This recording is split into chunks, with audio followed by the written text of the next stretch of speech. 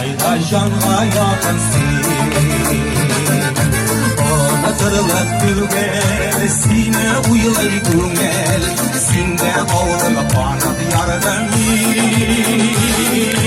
yıraklarda karalsın danım, beğenini gözege hayvanım. Sanlı yıllar üken, göz yaşları tüken, kıynattırış halkı barana.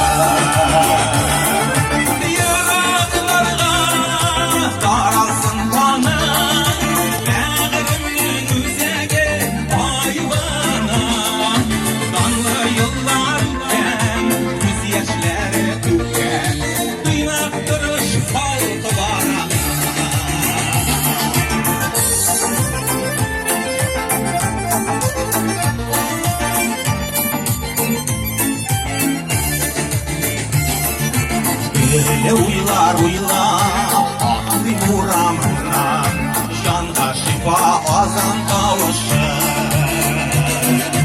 Yanayınlar tezek tuğan avlımdan, zura şehirge barışır.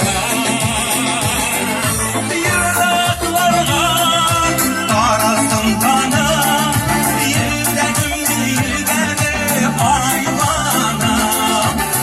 Hizmet veren hile şekkeyken, zemle yalverek beni barana.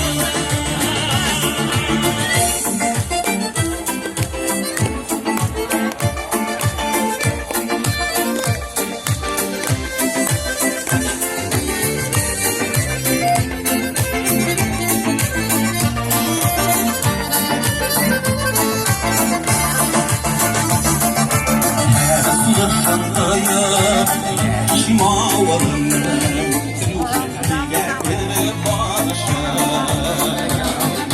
Her gün gelir şulay, tuğan gel yağır, İmadur edip duyular. Yıraklarga karasın tanım, durmuşum dizege hayvanım. Yıllar tarafına akkan şişmek teslim, şarlama dur bulsun her zaman.